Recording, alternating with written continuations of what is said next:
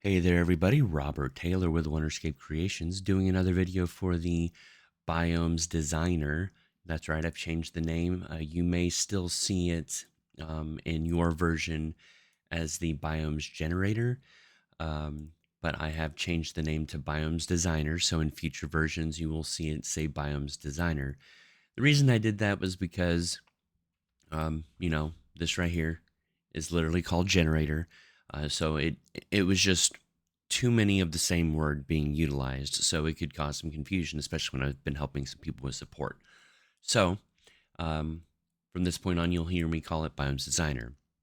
Now, um, and that also means that when I remake all the past videos for future versions, that it will show Biomes Designer, and I'll say Biomes Designer. But anyways, so in this video, we're going to go over a couple of unique variables that were added because somebody who is trying to utilize it for some of their assets. There were two nodes that my graph didn't have that his did that he really enjoys using. So I went ahead and made sure that they are a part of the system. And we're going to go over them now.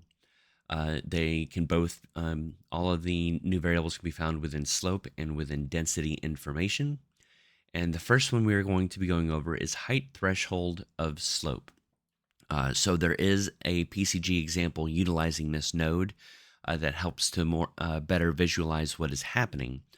But essentially, what's going on is this the graph that powers this is checking with each instance of everything that's being spawned, puts essentially a box on the ground.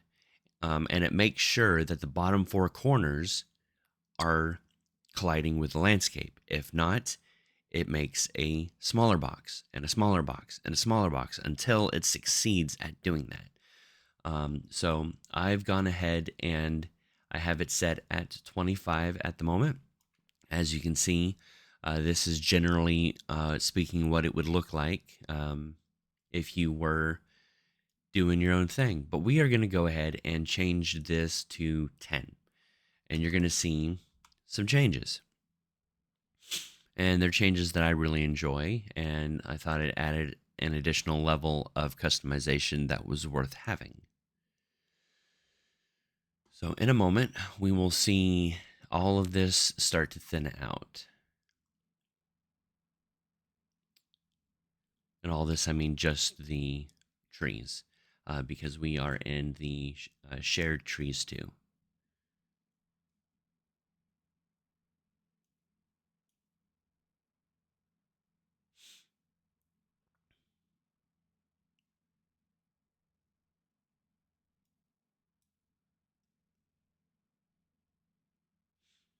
And that is the result that you get. Obviously, it's still doing the rest of the graph because messing with a generator messes with everything that uses that generator, which means it redoes the whole graph.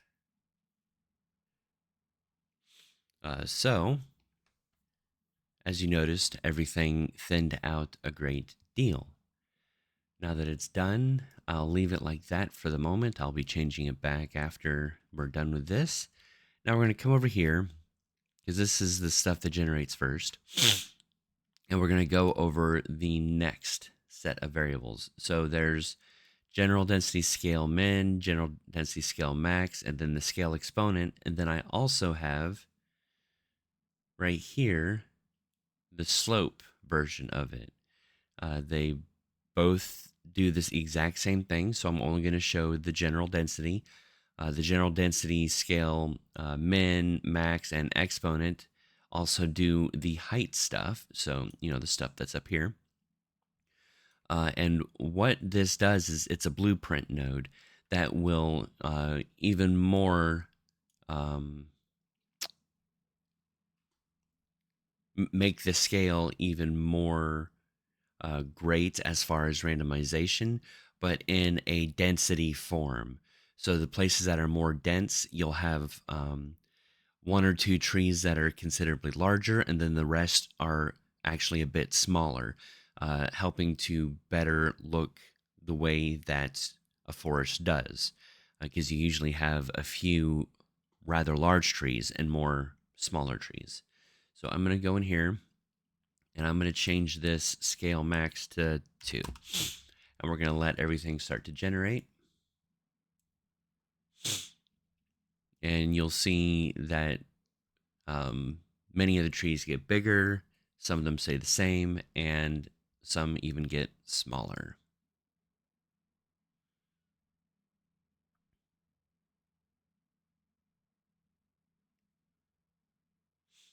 So as you can see, yeah, we're going to be a bit laggy because everything's still happening.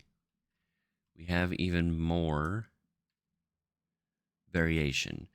Now I have it all set at 1. That way, if you don't want to utilize it, you're not utilizing it. Again, it was for somebody who is frequently using this system and wanted those added in there. So I went ahead and did so. And that's exactly what it does. As you can see, these trees over here in the top left have gotten substantially larger, while many of the trees surrounding it are still small. So essentially, it's picking the trees that are somewhere in the middle of great density and then increasing the size based off of that.